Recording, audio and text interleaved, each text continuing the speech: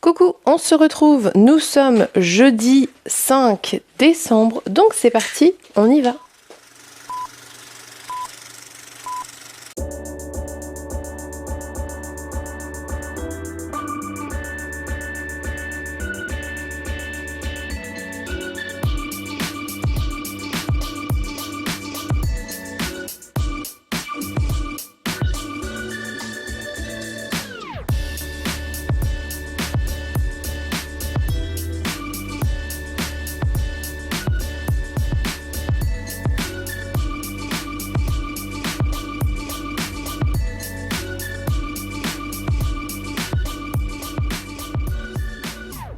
Il est donc temps d'attaquer le Vlogmas numéro 5 et comme tous les jours, nous allons commencer par le rituel du...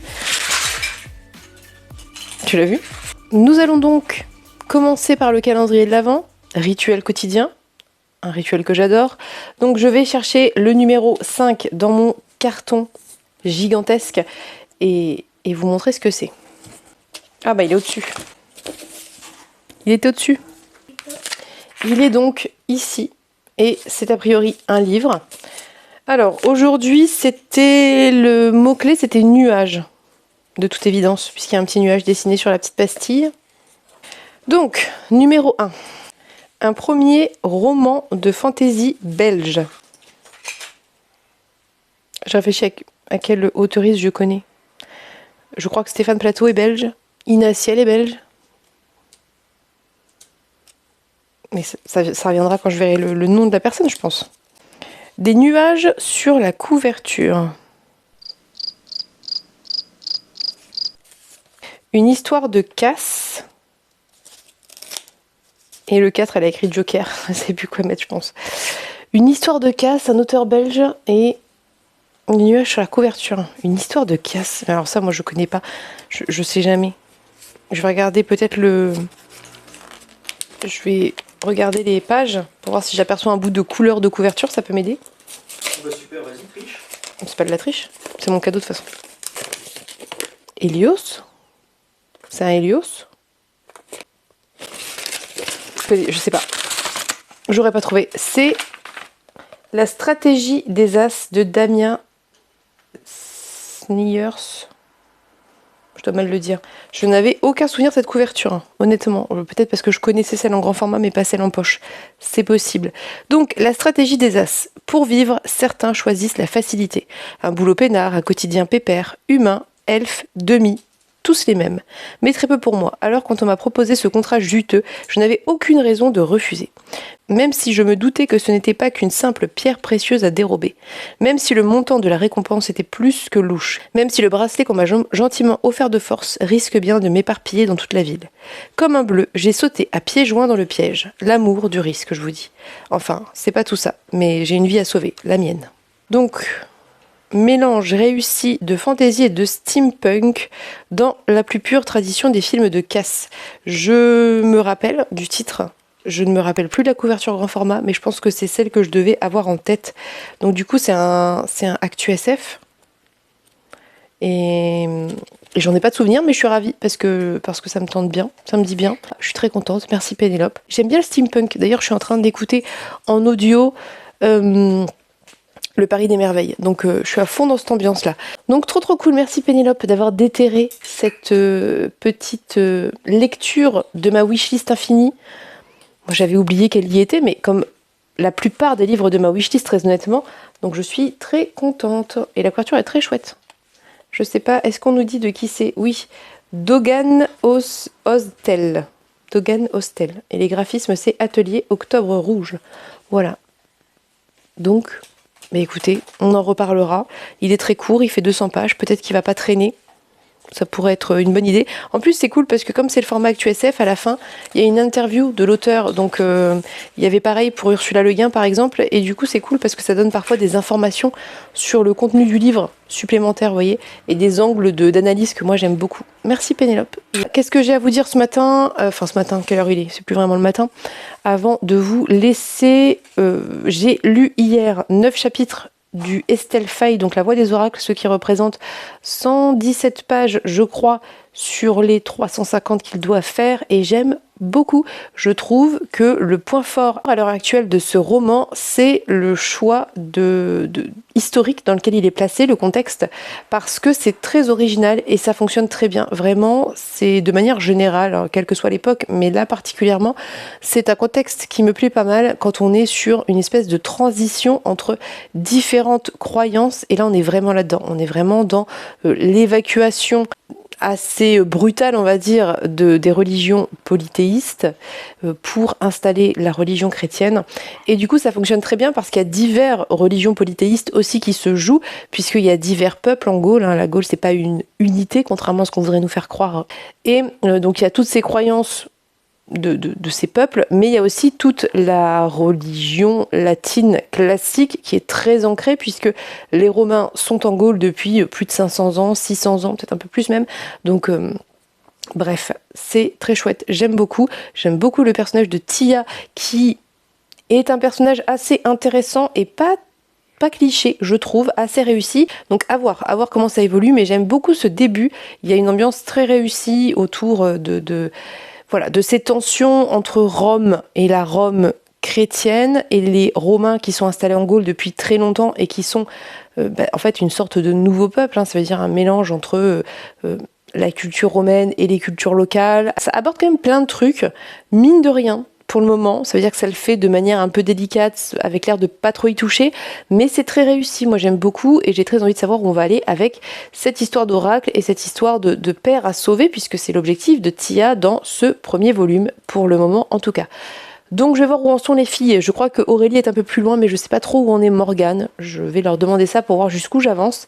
J'ai l'intention de reprendre la lecture de Bord de Terre et peut-être de le terminer, ça serait cool. Si déjà j'arrive à faire ça aujourd'hui, ça serait plutôt pas mal. Pour rappel, aujourd'hui c'est journée de grève, donc enfants à la maison et lire n'est pas forcément une option, d'autant que j'ai un montage à faire et que je pense que la vidéo qui sera sortie hier, que je dois sortir cet après-midi pour moi, risque d'être un peu longue à monter parce que je crois que j'ai pas mal parlé et j'ai fait pas mal de plans, donc ça va me prendre un certain temps. Je pense que j'en ai au moins pour 1h30, mais à voir, peut-être plus. Je vous tiendrai au courant de ce que j'ai fait aujourd'hui. Et je dois lire le chapitre 3 de Gwyn aussi. Donc, grosse journée en prévision. Donc, je vais vous laisser. Je vais aller commencer mon montage. Je vous dis à plus tard. Coucou, je vous reprends complètement avachie dans mon lit. Je viens de terminer le montage du vlog de ce soir pour moi et d'hier pour vous. Je suis un peu à la bourre parce qu'il était long à monter. J'avais beaucoup de rush et j'avais plein de trucs à trier et tout. Donc ça a été long aujourd'hui et puis j'étais pas... C'était un peu compliqué, les enfants étaient un peu énervés. C'est la vie. Ils sont fatigués aussi en fait, tout simplement. Et puis j'avais des trucs à faire, des démarches à la con. C'est plein de trucs très pénibles et pas très motivants. Et du coup là j'ai qu'une envie, c'est de dormir. Je pense que si je me couche, je dors et je me réveille demain, enfin ou dans la nuit, mais bref. Donc je vous reprends pour vous dire un petit peu ce que j'ai fait aujourd'hui. Et puis je vais vous laisser parce que ça va être l'heure d'aller doucher les enfants. En gros, ma journée a été assez occupée par le fait de monter, comme je vous disais, et ces fameuses démarches très très reloues. Et je devais envoyer les lettres du Kofi, sauf que quand je suis allée à la poste, la femme de la poste m'a expliqué qu'avec un compte professionnel, je pouvais en fait avoir des espèces de timbres personnalisés et surtout les payer moins cher, ce qui est plutôt intéressant, même si c'est 20 centimes moins cher, vu que j'ai une vingtaine de lettres à envoyer, ça fait un certain budget au final. Donc du coup, elle m'a expliqué que je pouvais les imprimer et les coller. Donc c'est ce que je vais faire, parce que même au-delà du fait de payer moins cher, c'est aussi cool parce que du coup je peux avoir des timbres un peu sympas, parce que là les timbres qu'ils proposent, ils sont vraiment pas ouf en ce moment. Franchement, les timbres de Noël, ils sont pas beaux. Puis il n'y avait pas grand chose, donc voilà, comme ça je pourrais choisir un design sympa, et peut-être que je vais trouver où on fait pour avoir son propre design, mais je sais pas si j'aurai le courage et je crois qu'il faut payer. Mais déjà au moins choisir un truc un peu plus mignon. J'ai vu qu'il y avait des petits chats et tout, donc il faut que je m'occupe de ça. Je pense que ça sera ce soir ou demain matin, on verra selon mon état de fatigue, parce que pour faire ça il faut que j'utilise mon ciré, sauf que mon ciré est pas reconnu par la poste, enfin bref. Quel bazar, que de complications, c'est extrêmement pénible. Je suis fatiguée. Franchement, ça me saoule, quoi. Le truc administratif, c'est toujours, vous savez, une démarche, vous commencez une démarche et ça vous envoie vers un autre truc à remplir avant et un autre truc et à la fin, vous avez 15 pages de internet ouverte avec 15 trucs à faire et vous savez plus où vous en êtes. Et une fois sur deux, ça fonctionne pas. Là, il m'avait envoyé un code pour que je puisse me connecter, bref. Et c'était même pas mon Siré, c'était le sirène de quelqu'un d'autre, d'un monsieur. Je comprends pas comment ça peut être aussi compliqué, voilà. Compliqué pour pas grand chose. Franchement, en 2024, encore galérer comme ça pour se connecter, ça me paraît un peu, bref, aberrant. Soit, vous aurez compris que ça m'a saoulée, hein. Aujourd'hui, j'avais vraiment trop relou. Donc c'est tout, on n'a pas fait grand chose, honnêtement, on a fait regarder des dessins animés avec les enfants, fait 2-3 trucs par-ci par-là, mais pas grand chose, mais on commence à être au ralenti. Voilà, pas une journée passionnante. J'ai même pas lu. Est-ce que j'ai lu? Non, j'ai pas lu, je crois. J'ai même pas eu le temps de lire. C'est quand même... C'est triste, mais en même temps je sais, en période de vlogmas et tout ça, j'ai pas le temps de lire parce que soit je filme, soit je monte. Quand je filme pas et je monte pas, il y a toujours un truc à faire, il y a la miniature et tout. Là il est 18h, la vidéo est censée être en ligne dans une demi-heure, je sais pas si ça va être à l'heure parce que la Wi-Fi fonctionne aussi un peu quand elle a le temps, donc on va voir. Parfois ça prend 10 minutes et parfois ça prend 1h30, donc j'espère que ça sera quand même en ligne dans pas trop longtemps, mais... écoutez, c'est comme ça, il a fallu aller faire des courses et tout, enfin les trucs de la vie quoi, tout simplement. En tout cas, bonne nouvelle quand même, il y a quand même des réussites aujourd'hui. J'ai renvoyé des chaussures que j'avais commandées pour mon fils parce qu'elles étaient pas la bonne taille. Alors j'étais un peu aussi dégoûtée par ça parce que en gros moi j'achète les chaussures du petit, alors du grand c'est un peu différent parce qu'il commence à vouloir des chaussures... vous voyez, des chaussures à la mode et tout. Mais lui, quand il était petit, je faisais ça aussi. J'utilise le site Petit Pas de Géant où en gros, vous rentrez les mesures exactes des pieds de vos enfants et la morphologie des pieds. Et donc, ça vous propose des chaussures adaptées. Enfin bref, voilà, des trucs qui évitent d'avoir les pieds tout déformés dès son plus jeune âge et les jambes aussi. Donc voilà, je prends en gros une paire par saison, plus ou moins, en fonction aussi de comment il grandit. Mais voilà. Soit, donc ce site-là est trop bien parce que vous rentrez toutes les mesures et ça vous propose des paires, pas forcément toutes à la même taille, forcément, parce qu'en fonction des modèles et des marques, c'est pas forcément la même taille et c'est trop chouette. Et donc ce que j'avais fait, c'est que j'avais mis un filtre puisque lui il voulait des baskets, donc j'avais mis le filtre basket et j'ai pas fait gaffe que quand on met le filtre, ça propose des chaussures de toutes les tailles. Je comprends pas, ça faisait pas ça avant. Donc ça m'a saoulée parce que du coup j'ai pas fait gaffe, j'ai fait confiance vu que ça m'avait jamais fait ça et que jusqu'à présent, voilà, c'était la bonne taille. C'est un peu le principe d'ailleurs du truc, normalement, en théorie. Et du coup je me suis retrouvée avec des chaussures en 21 alors qu'il fait du 25-26. J'étais très contente. Donc fallait que je les renvoie.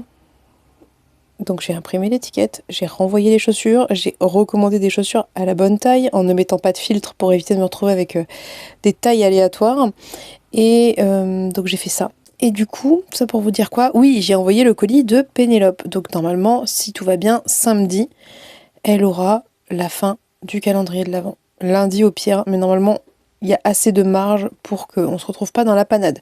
Donc c'est plutôt cool. Ça, c'est 2 choses positives. Demain, je vais passer sûrement un certain temps à m'occuper de cette histoire d'entreprise et de ciré et compagnie. Là, ça me fait suer. Mais il faut que je le fasse parce qu'une fois que ça sera fonctionnel, ça sera quand même beaucoup plus simple. Et puis, c'est tout. Qu'est-ce qui a fonctionné sinon aujourd'hui? C'est tout, je crois. C'était une journée un peu laborieuse, voilà. Bref, donc, tout ça pour en arriver au point, je raconte ma life pendant 10 minutes face à la caméra. C'est un vlog après tout, donc voilà. Une journée un peu... En plus, il faisait gris. Je pense que c'est ça aussi. Parce que j'ai remarqué que si je fais des trucs chiants mais qu'il fait beau, je le vis beaucoup mieux. Là, il faisait vraiment pas beau. Sinon, programme. Donc demain, demain, la vie normale, rien de particulier. Par contre, samedi, je vais voir Emeline et Cécilia si tout va bien. Je suis trop contente. On va aller se faire un goûter et on doit passer au nuage vert. Moi, j'aimerais bien acheter un livre qu'on doit lire la semaine prochaine avec Natcha et Emeline, donc le tome 3 de Gods of Men. Et en fait, Rivka sont pas distribués partout. C'est un peu compliqué. Alors, dans la ville, la grande ville à côté d'ici, il y est. Mais c'est beaucoup plus pénible, paradoxalement, d'aller dans la grande ville à côté qui est à 10 minutes en voiture, que d'aller le chercher à Paris. Parce que voilà, c'est chiant d'avoir la voiture en ville. Donc je vais le récupérer, je pense, samedi. Et puis je pense qu'on va l'attaquer la semaine prochaine du coup. Et normalement, j'ai pas d'autres achats prévus. Voilà, nous verrons.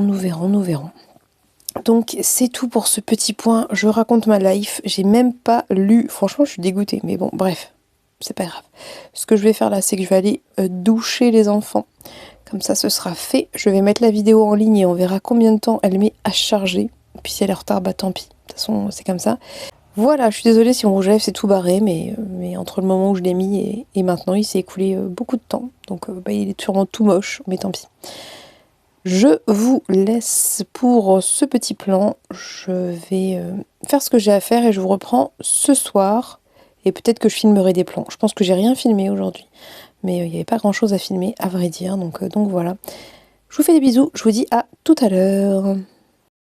On se retrouve le lendemain parce que, encore une fois, hier, je me suis endormie à 20h. Je me suis réveillée à 2h, 2h30 du matin pour aller me doucher quand même. Du coup, évidemment, une fois que j'étais réveillée, j'ai lu. Donc j'ai presque terminé. Regardez, bord de terre. Il me reste vraiment pas grand chose à lire. Je suis page 463 sur 520, donc a priori ce sera fini aujourd'hui et c'est trop cool, j'aime beaucoup, là il se passe plein de trucs, évidemment j'aime beaucoup les thématiques qu'aborde Julia Thévenot dans cet ouvrage parce qu'elle va parler de révolution en fait, d'ordre établi, de privilèges et d'injustice, de toutes ces thématiques-là qui évidemment me sont très chères et en plus sont particulièrement d'actualité, je trouve. Il y a un parallèle hyper intéressant qui est établi dans le bouquin parce que dans ce livre, il y a une sorte de magie qui peut être réalisée à l'aide de quartz qui sont repêchés dans le lac qui est le plan 0, si je dis pas de bêtises, c'est ça, qui est le plan 0 et avec ces quartz, quand vous chantez ou que vous déclamez de la poésie, vous pouvez réaliser des choses par rapport aux paroles des chansons et de la poésie. Donc c'est interdit pour la plupart des gens de le faire, sauf dans certains cas très précis, quand ils doivent exécuter des tâches ménagères et compagnie. Et évidemment, seuls les nobles, bourgeois, quelque chose entre les deux, peuvent utiliser ça à leur guise. Et donc, il y a un parallèle hyper intéressant qui est établi entre la littérature, le pouvoir en fait de la littérature et le pouvoir aussi culturel et d'instruction que ça peut apporter, puisqu'il y a des littératures interdites, forcément, des poésies et des chants interdits. Et bref, c'est un parallèle qui est très intéressant, qui est très engagé bien entendu autour de l'instruction et du pouvoir des mots, à la fois assez littéral mais aussi assez métaphorique par rapport au fait de lire des choses et de se faire ses propres idées et le côté performatif des mots. Donc c'est vraiment très très très très chouette. Ça s'est beaucoup accéléré sur le passage que j'ai lu hier soir, enfin cette nuit du coup, puisqu'il y a un petit peu tout qui s'est emballé et on voit les personnages suivre leur chemin, alors plus ou moins tous ensemble, plus ou moins aussi chacun de leur côté, puisque chacun ont un peu leurs objectifs. J'aime beaucoup ce qu'elle fait d'Iris et de Tristan, parce que leur expérience et ce qu'ils vivent là les fait évoluer et c'est assez intéressant. Je me demande vraiment comment ça va se conclure par rapport à Iris. Et il y a aussi une autre thématique qui est abordée grâce au plan 0, puisque le plan 0 en fait c'est une espèce de lac dans lequel si vous y allez vous vous faites dévorer par des sortes de créatures d'esprit, parce que dans ce plan 0 il faut un silence absolu, et donc pour réussir à pénétrer dans ce lac sans se faire bouffer, il faut réussir à faire le calme absolu en soi. Donc il y a tout un côté un peu méditatif et Iris est assez douée à ça, je n'en dirai pas plus.